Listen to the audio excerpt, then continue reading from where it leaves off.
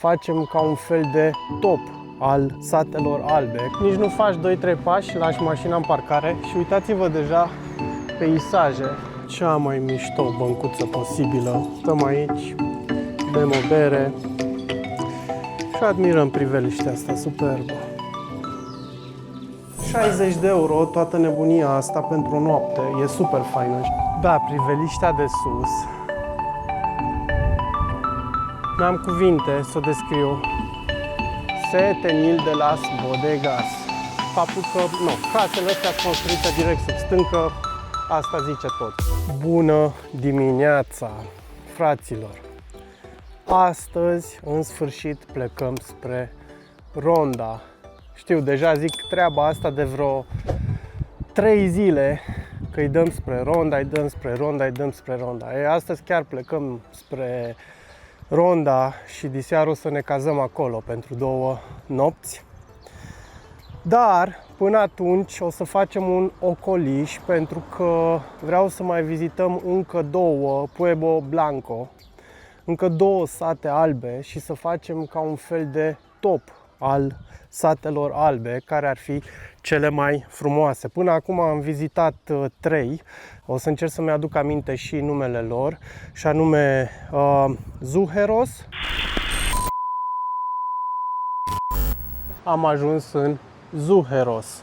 Este un sat mic, pitoresc, din provincia Cordoba, foarte apreciat de turiști pentru că încă păstrează atmosfera aceea andaluză. El este renumit și cunoscut datorită castelului său de origine musulmană, precum și datorită peșterii liliecilor, care se află la câțiva kilometri de aici. Nici nu faci 2-3 pași, lași mașina în parcare și uitați-vă deja peisaje ce se pot vedea. Și din mașină, cât de mișto se putea vedea peisajul. Era de-a dreptul extraordinar de frumos. Satul tot, exact ce vorbeam, stilul caracteristic spaniol, cu clădirile astea albe, cu străduțe mici și înguste și undeva în partea aceea știu că se află și castelul. Dar acum o să luăm un pic la picior să-l vizităm.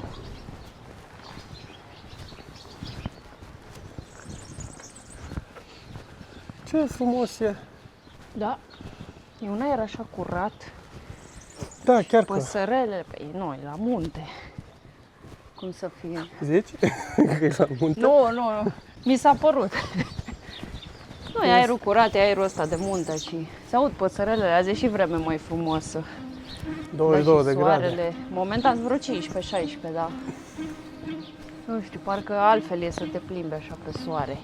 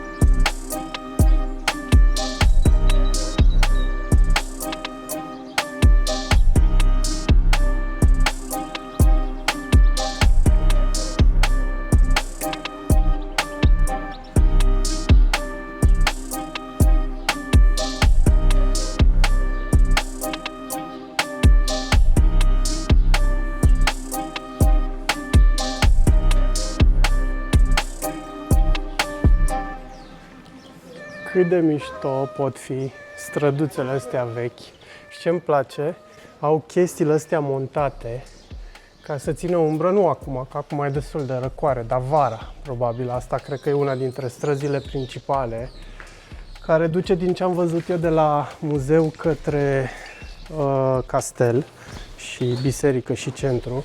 Și probabil nu, este și foarte turistică și au montat astea așa. Arată super fain. Creează o atmosferă mișto. Și aici, cred că e emblema satului. Foarte, foarte fain. Liniște.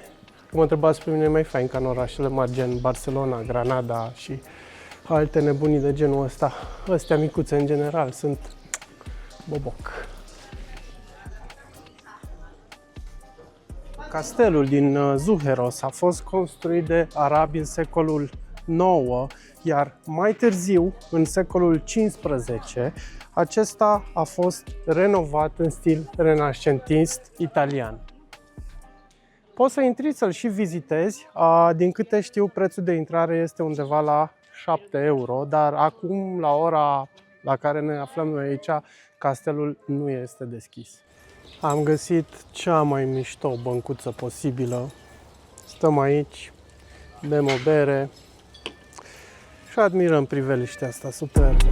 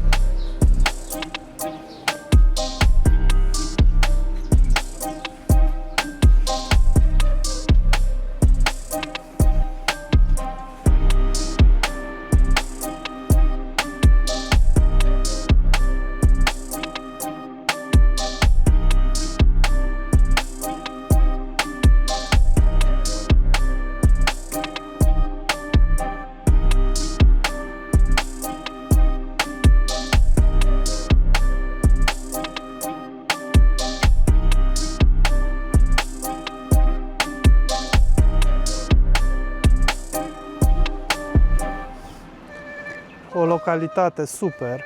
Acum noi am urcat pe partea aia satului și acum coborâm pe aici. Cred că putem să ajungem la mașină dacă mergem așa cumva, nu știu dacă se vede. Nu pe drum, e o potecă pe aici. Sper, cred. Așa îmi doresc. Cel puțin văd poteca așa. Și cred că e foarte fain, într-adevăr. Sat fain, peisaj mișto, istorie, liniște, tot ce vrei.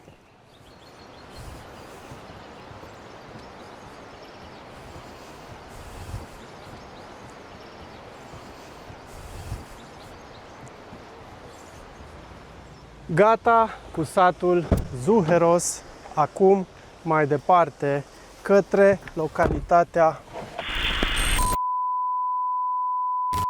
Până acum am vizitat 3, o să încerc să-mi aduc aminte și numele lor. Arca de la Frontera sau Arcos de la Frontera, ceva de genul. Da, acum de-abia la întoarcere ne-am dat seama că microfonul era oprit al meu. Să fac așa foarte pe scurt un sumar. Este o localitate situată la 25 de kilometri de Cadiz, un Pueblo Blanco, unul dintre satele, orășelele albe, care merită vizitate.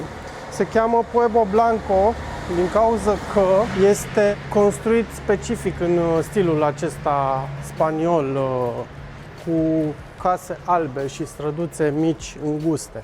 Este foarte renumit deoarece aici se găsește catedrala, biserica Sfintei Maria, precum și un palat și un castel. Și mai oferă și niște priveliști foarte faine asupra zonei din jur. Castelul, din păcate, nu poate fi vizitat, el este închis, este reședință privată, deci acolo trăiesc niște oameni, dar palatul și celelalte pot fi vizitate. De exemplu, un bilet de intrare la catedrală costa 2 euro și dacă vrei să urci sus în turn, te costa 4 euro. Acum nu știu dacă 4 euro sau încă 4 euro, deci probabil ajungeai la 6 în total. Cam asta așa în mare despre această localitate. Da, păcat că n-am reușit să înregistrez sunetul, rămânem în schimb cu cadrele foarte faine. Până acum am vizitat 3. Zahara de la Sierra, în care ne aflăm acum și de unde urmează să plecăm. Zahara de la Sierra. Opa! Locul unde înoptăm astăzi. Am luat o casă chiar aici sus parcat mașina, am găsit și loc de parcare și haideți să vă arăt cât de frumos poate să fie. Și clar o să mergem astăzi să și vizităm un pic. Ia uitați-vă!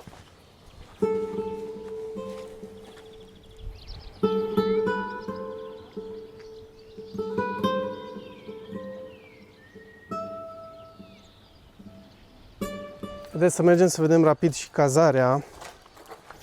Ar trebui să fie undeva lângă parcare. Am plătit 60 de euro pe o noapte, fără mic dejun. E o casă și avem căsuța numero 22.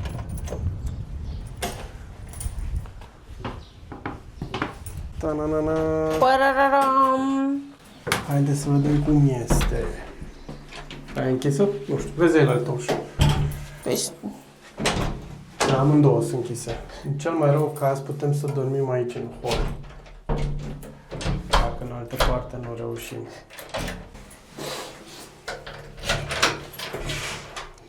Am mai deschis o ușă, ceea ce e foarte bine.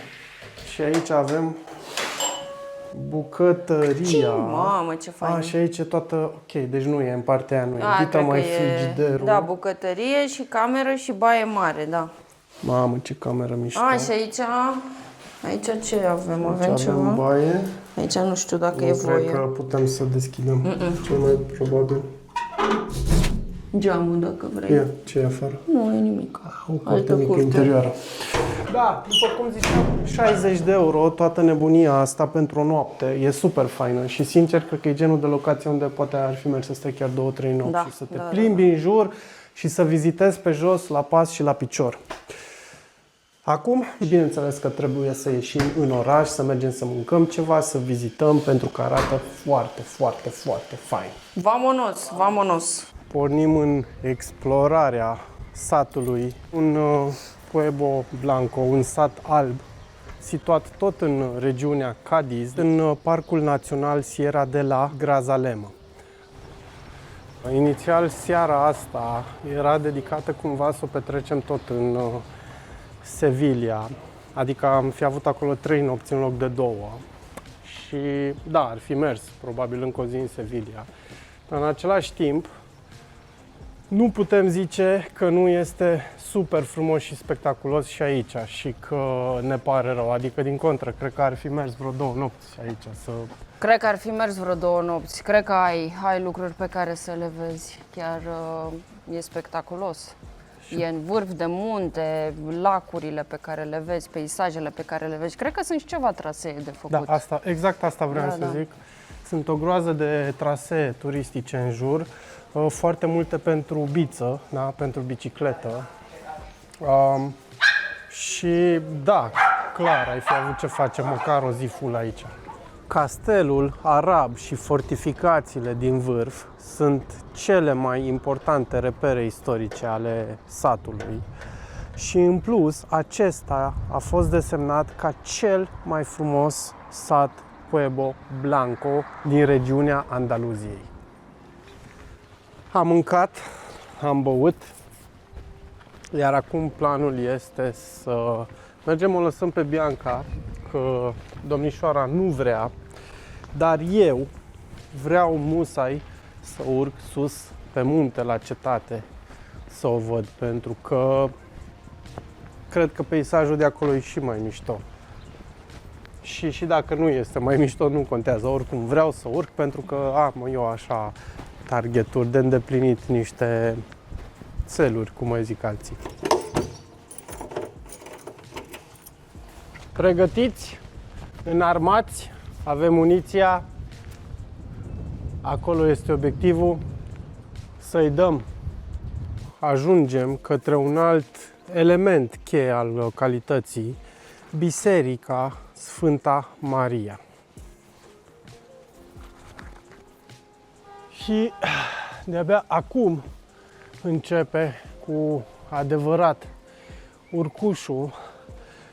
Prima oară trebuie să trecem pe lângă hotelul Arco de la Vila, aici se află. Inițial luasem aici noaptea de cazare costa 80 de euro, cu mic dejun inclus pentru 2 persoane. Și parcare, pentru că au parcare aici, dar totuși era doar o cameră de hotel și pentru 20 de euro diferență am preferat să iau o căsuță. Mi s-a părut mai faină și mai interesantă. Trecem pe lângă hotel și să găsim un pic intrarea, că nu știu exact unde este. Da, cu faza asta m-au cam spart un pic. 3,50 euro costă intrarea ca să poți să urci la turn. Nu mă așteptam, sincer. Dar haide să o facem. Adică, Doamne iartă-mă, nu vin fiecare zi aici. A făcut piuiu și asta a fost din prima. Na, după ce plătești, totul e bine. Jumate din drum am făcut. Turnuiele în sus, în direcția aia. Și totuși, eu o să iau în jos pe aici. Vreau să văd un pic unde duce drumul ăsta. Da, priveliștea de sus. N-am cuvinte să o descriu, am tot filmat-o, dar efectiv nu am cuvinte. Și știu că vara sunt anumite plaje unde oamenii efectiv fac baie, se îmbăiază în lacul ăsta. Îmi scap acum numele lacului. Și în rest, potecuță, faină, direct în sus, printre măslini, totul verde, totul superb. Nu ai de ce să regresi totuși că ai dat cei 3,5 euro, nici 20 de lei.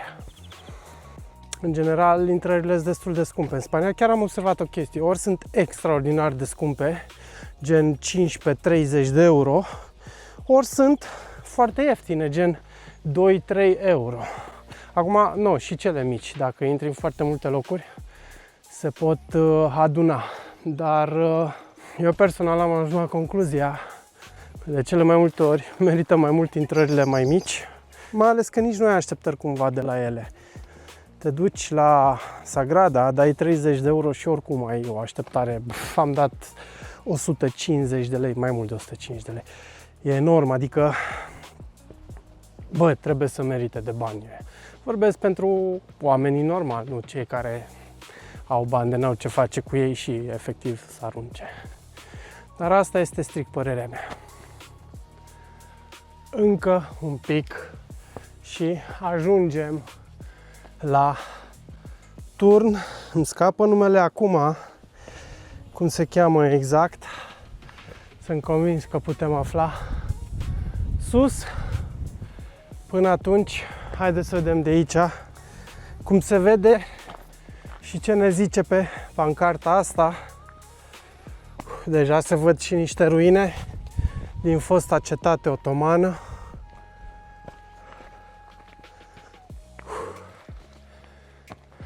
Alcazaba, bineînțeles că toate sunt cu Alcazaba, Alzabara, Almazara, Alfazara, toate. Și ne povestește un pic despre istoria orașului medieval de aici din Zahara. De aici poți să vezi cumva 180 de grade, aș zice. Avem cumva aici jos satul nostru unde stăm, după care alte sate albe se pot vedea în depărtări. Dealurile, noi am venit dinspre Sevilla în direcția asta așa, cam așa, iar în partea asta bazinul de acumulare pe care l-am tot filmat. Haideți să vedem dacă putem să urcăm. Sigur putem să urcăm în turn, pentru că am văzut oameni acolo. Dar să vedem dacă sunt eu în stare să urc sus în turn. Dacă și reușesc treaba asta, atunci am mai făcut-o odată în Italia. Sper să-mi înving frica de înălțime și să reușesc. Se cheamă Torre del Homenaje, nu știu exact. Da, urcăm acum. Pe aici se urcă, am lăsat lumea să coboare. Sper că suntem pe ultimul 100 de metri. Vedem acum. Gracias. Și da, am ajuns într-adevăr în vârful turnului. Nu e atât de mult curent cum așteptam, încă. Încerc să-mi înving teama de înălțime, cu toate că am observat că în ultimul timp, tot împingând câte un pic, reușesc să fac treaba asta și mă ajută foarte mult că nu e lume. Și haideți să vedem. Da, cam asta e priveliștea de sus.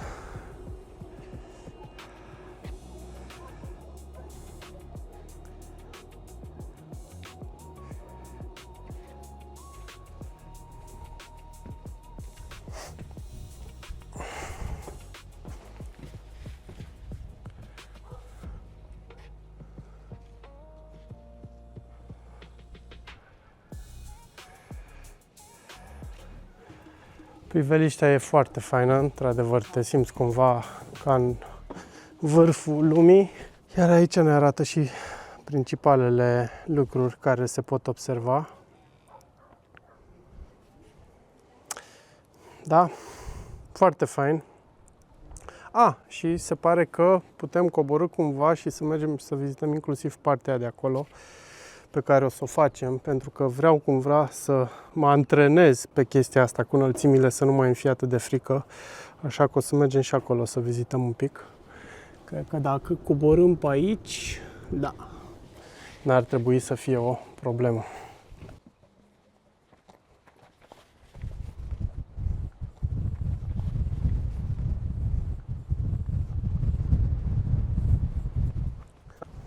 Dar nu e chiar confortabil pentru mine să stau la înălțimea asta așa, dar tot mă bucur că pot să merg și să văd un pic în cerc. Pentru multă lume probabil nu e mare lucru, dar pentru cei care au frică de înălțime, probabil înțeleg mai bine. Iar acum văd că începem deja să coborâm. Vreau totuși să mă opresc undeva și să beau și ultimul obuz pe care l-am la mine și cred că locul ăla o să fie aici, pentru că, ia uitați-vă, ce priveliște de vis o să am de aici de sus. Să văd tot lacul ăsta de acumulare, 180 de grade. Luăm cerveza San Miguel, se găsește și la Lidl, nu fac reclamă.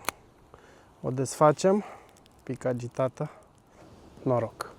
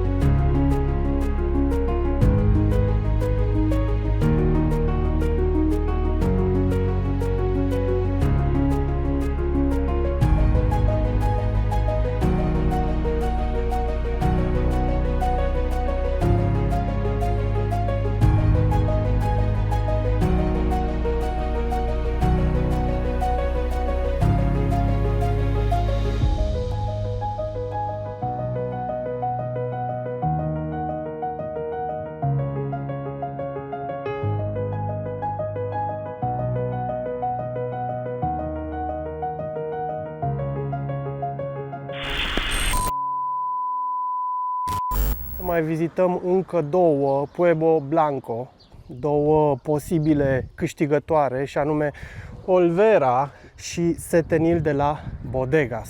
Ultimul, Setenil de la Bodegas, are un nume cu o rezonanță destul de mare, pentru că s-ar putea unii să fie auzit de el.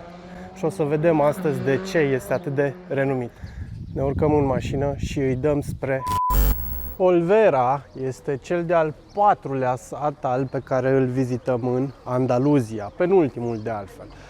Ca și celelalte, el este construit pe aceeași arhitectură tipică, case albe, străduțe înguste, undeva sus pe deal, iar zona împrejurătoare este presărată cu o mare de măslini. Ca și principale atracții turistice avem Castillo del Olvera, cel de acolo de sus, de pe deal, care știu că se poate vizita, precum și biserica de aici din sat, la fel, foarte impunătoare și care domină cumva toată valea. Se vede foarte mișto de jos.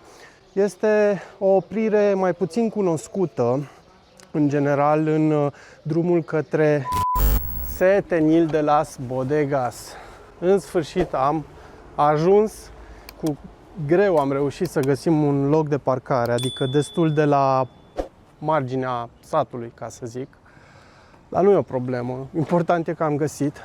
Foarte nașpa a fost, în schimb, să ajungem aici, pentru că a trebuit să ocolim extraordinar de mult, și anume aproape pe la Ronda, pentru că drumul care venea dinspre Olvera era blocat și dacă am fi avut un SUV-uleș ceva, am fi putut să mergem pe un drum din ăsta pietruit, dar totuși cu Fiatul 500 mi-a fost un pic frică, din cauza că n-are garda la sol cea mai înaltă. În fine, important e că am ajuns și acum mergem să-l vizităm, să vedem de ce este considerat de mulți unul dintre cele mai frumoase sate albe. Povestea lui Setenil de las Bodegas începe în anul 1482, când maurii au venit pentru prima oară aici și au înființat un mic sat. După cum ziceam, este ultimul sat alb pe care îl vizităm și unul dintre cele mai spectaculoase, deoarece casele albe aici sunt construite direct sub stâncă și asta îl face de-a dreptul spectaculos, chiar și printre restul de sate albe.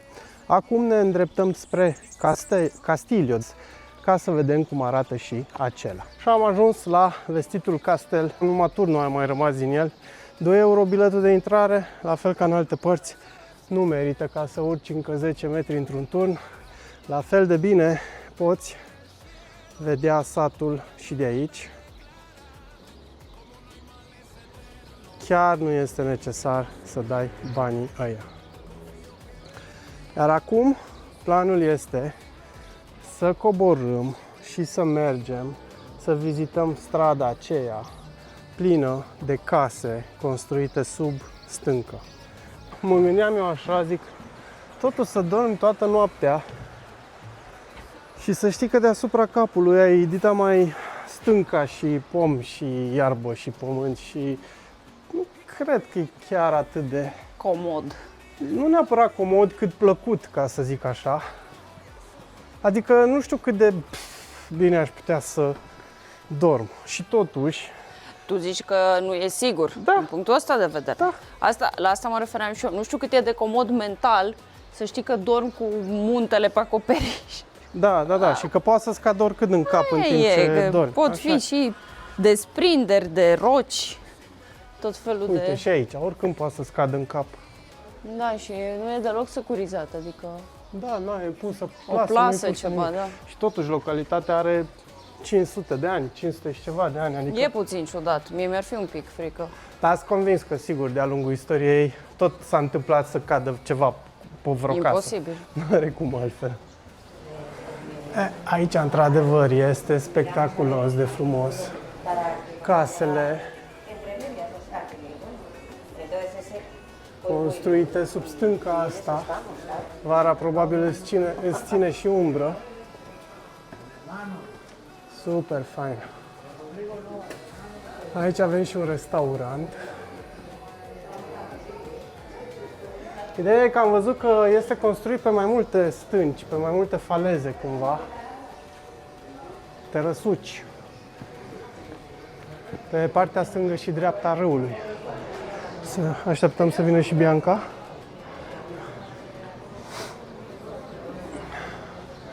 Și continuăm drumul.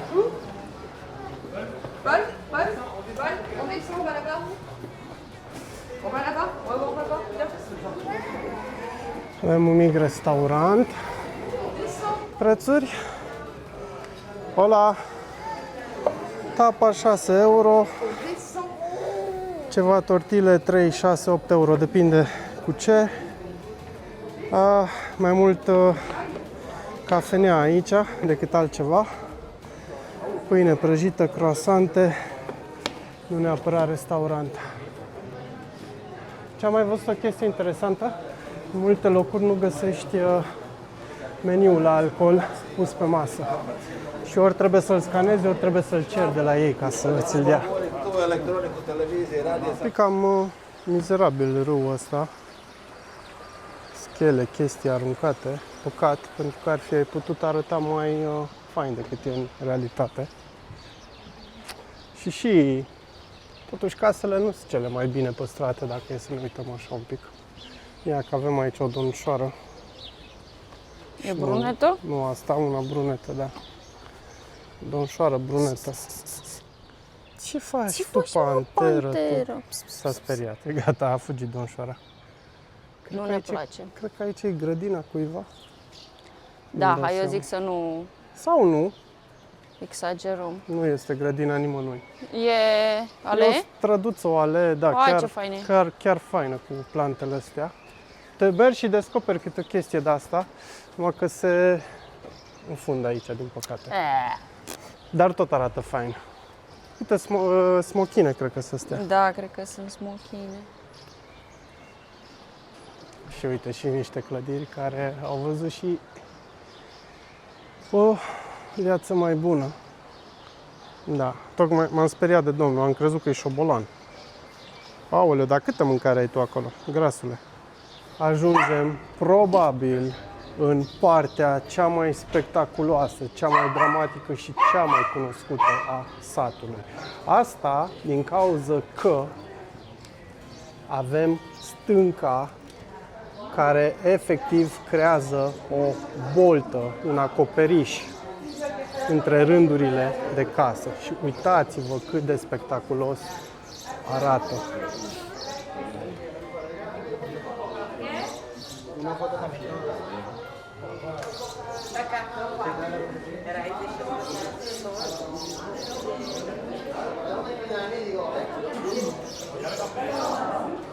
Hola!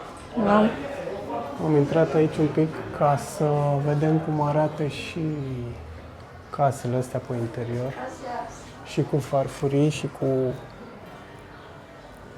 acoperișul. Este efectiv construit în piatră, dar ce mi se pare mie interesant este că nu este deloc, dacă te uiți, nu e deloc întărit. Acoperișul sau stânca nu are niciun pic de... E dat pe margine cu ciment. Păi nu, e aia cât să izoleze camerele, casele, dar în rest nu sunt... E doar stânca, da. Da, e doar stânca, fără niciun pic de protecție. Și asta mi se pare mega interesant. Da, nu știu, o fi foarte rezistentă, nu ar fi pe aici, cum îi zice, cu tremure și chestii și poate din cauza Ideea asta... este că nu-ți inspiră deloc Ia, uite și siguranță. aici, să vedem un pic. Hola!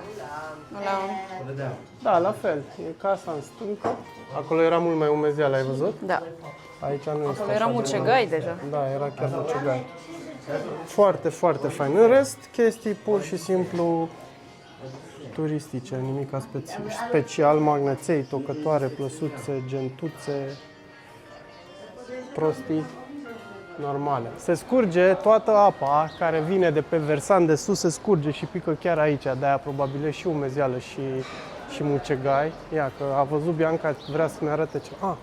Avem rândunici și cuiburi de Își rândunici. lucrează cuibul, Își construiește cuibul. își lucrează cuiburile și le construiesc acum. Acolo nu Ia știu dacă uite. se vede. Lipesc și... Da. Dar sunt foarte mici, sunt niște rândunici extraordinar de mici. Ah, uite, cuiburi și acolo. Și Oricum, vezi? așa sunt rândunicele, foarte, foarte mici. De obicei sunt mai mari, Nu, un pic. nu. Să nu fie specii și astea. Așa e rândunica, foarte mică. Da, și mișto că își fac aici, înseamnă că au încredere că nu pățește și nu le face nimica nimeni.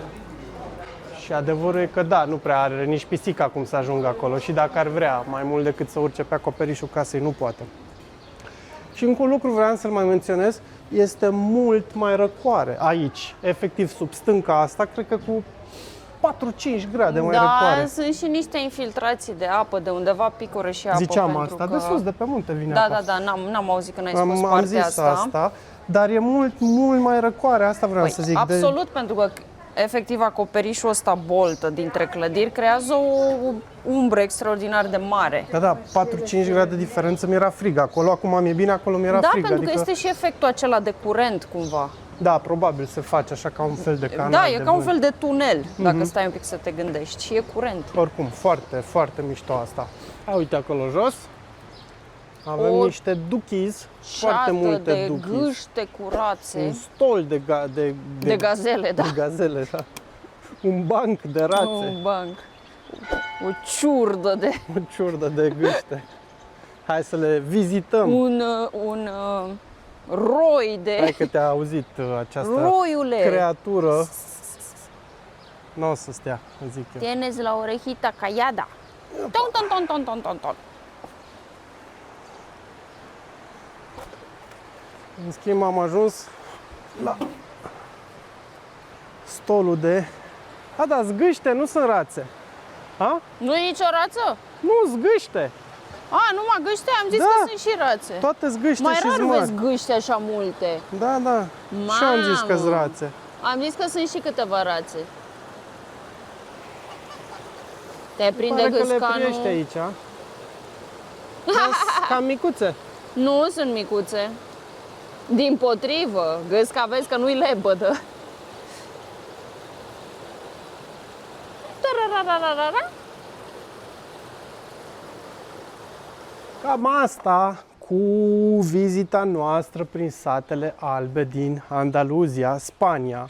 Am găsit inclusiv un magnet cu Ruta de los Pueblos Blancos.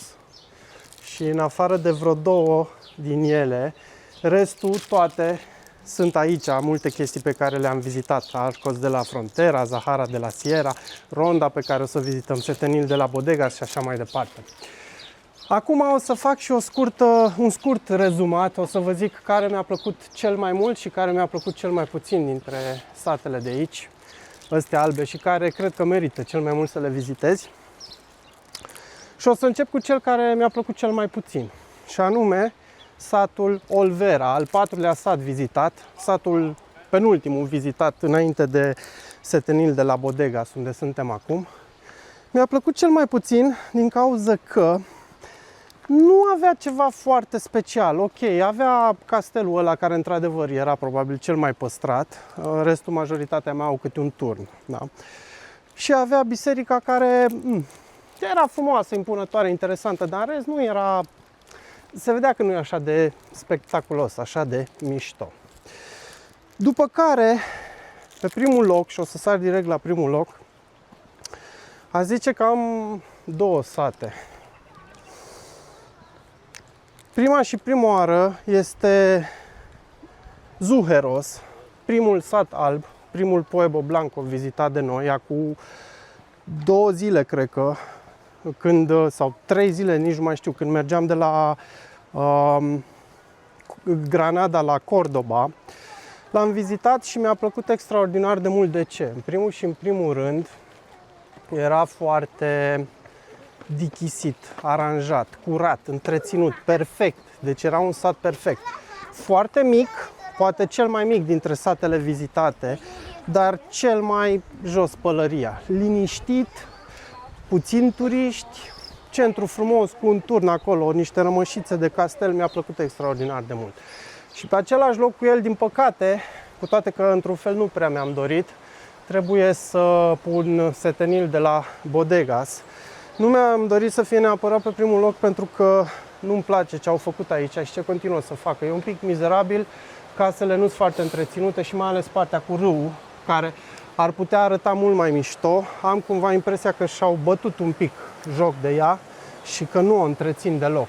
Dar în rest, nu poți să nu observi faptul că este de-a dreptul impresionant din punct de vedere arhitectură, din punct de vedere natură.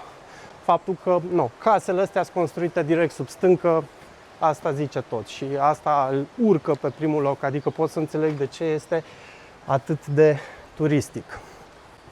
Pe locul 2, foarte aproape, părerea mea, de locul 1, vine satul unde ne-am cazat ieri, și anume Zahara de la Sierra. Mi-a plăcut foarte mult satul, ar fi fost chiar pe locul 1 dacă nu erau celelalte două. Iar restul cu frontera și așa mi s-au părut chiar atât de spectaculoase. Asta e strict părerea mea și acestea fiind spuse, se încheie vizita prin Pueblos Blancos. Mai departe o să urmeze Ronda, dar aia deja este altă poveste.